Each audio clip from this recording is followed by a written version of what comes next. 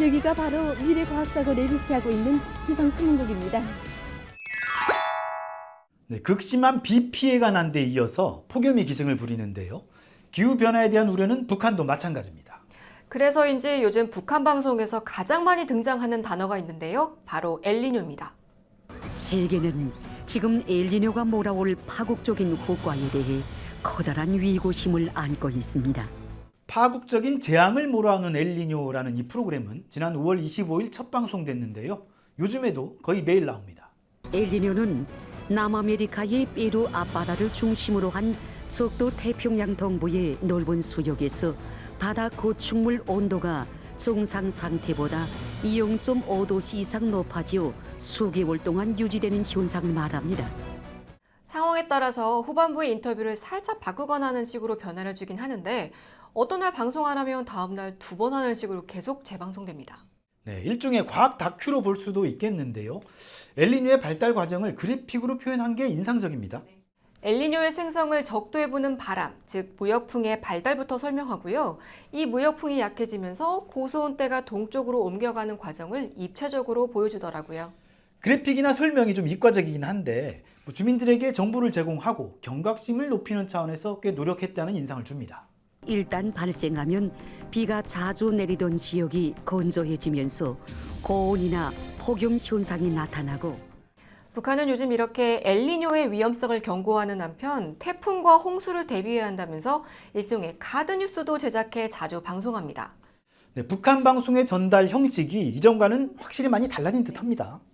비 오기 전에 방조제와 제방을 점검하고 중소하천 바닥은 미리 파두라면서 긴 설명 대신에 간단한 아이콘으로 보여주면서 이해를 높이는 효과가 있는 듯합니다. 네, 그런데 이런 기상재해를 막기 위해 가장 중요한 게 신속 정확한 일기예보인데요. 북한에서 우리 기상청 역할을 하는 곳이 바로 기상수문국입니다. 예전에 제가 기상청 예보관들한테 듣기로는 기상청에서 체육대회 같은 거 하면 그렇게 비가 왔대요. 북한도 상황이 크게 다르지 않았나 봅니다.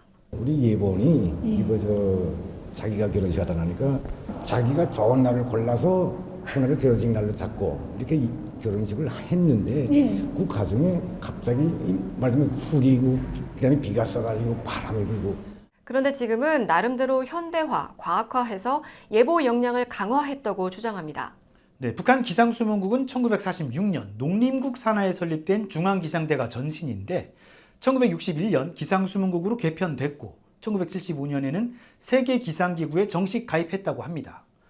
1990년엔 기상위성 수신소를 준공했고 2007년엔 세계기상기구의 지원을 받아 새로운 위성자료 수신 시스템도 갖췄다고 말합니다. 하지만 북한의 기상 인프라는 우리에 비해 많이 떨어지는 게 사실인데요. 실시간 자동 관측 장비는 이제서야 개발한 상태고 기상 레이더도 있다곤 하는데 성능이 어느 정도인지 어떻게 활용되는지는 확인이 안 됩니다. 위성 자료는 아마 해외 사이트에서 공개하는 걸 받아보는 수준이란 평가가 있고 수치 모델도 슈퍼컴퓨터급에서 돌리는 건 아니라서 한계가 있는 것으로 알려졌습니다. 네, 김정은 위원장은 지난 2014년 기상수문국을 찾아서 오보가 너무 많다고 질책하기도 했었는데요. 지금 기상 관측 사업이 현대화 과학화되지 못한 결과 오보가 많다고 하시면서 2015년에는 미래과학자거리에 건물을 새로 지어 입주하는 등 북한 당국도 역량 강화를 위해 노력하고 있답니다. 영상을 보면 북한 예보관들이 수많은 모니터에 쌓여서 원격으로 토의도 하고 우리 기상청과도 꽤 흡사한 모습이네요. 사실 일기예보라는 게 첨단 장비가 있어도 예측이 어려운 거잖아요. 그렇죠. 지금은 기후변화까지 있으니까 빠르게 변하는 기후 환경에 신속히 대응하기가 더 어려워진 걸로 보입니다. 네, 북한은 올해 달성해야 할 경제 분야 12개 중요 고지 중 첫 번째로 알곡 생산을 제시했는데요. 동시에 기상수문국의 역할을 강조하면서 기상예보의 과학성과 정확성을 높이기 위한 사업에 박차를 가하고 있다고 전합니다. 북한이 최근 이렇게 기상수문국을 부각하는 건 식량난 타개를 위해 정확한 예보가 필수적이기 때문일 텐데요. 엘니뇨라든가 기타 재해성 기후를 경고하면서 대책을 촉구하는 것도 그 연장선상에 있다고 볼 수 있겠습니다.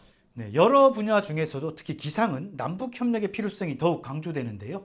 북한뿐 아니라 우리나라에게도 신속하고 정확한 예보를 위해 도움이 되는 만큼 시스템 구축이 필요하다는 지적이 많습니다. 허위, 과장, 가짜뉴스를 거부하고 오직 팩트에 이 확대경을 쭉 들이댑니다. 네, 김 팀장의 북한 확대경 다음 시간 더 알찬 내용으로 찾아오겠습니다.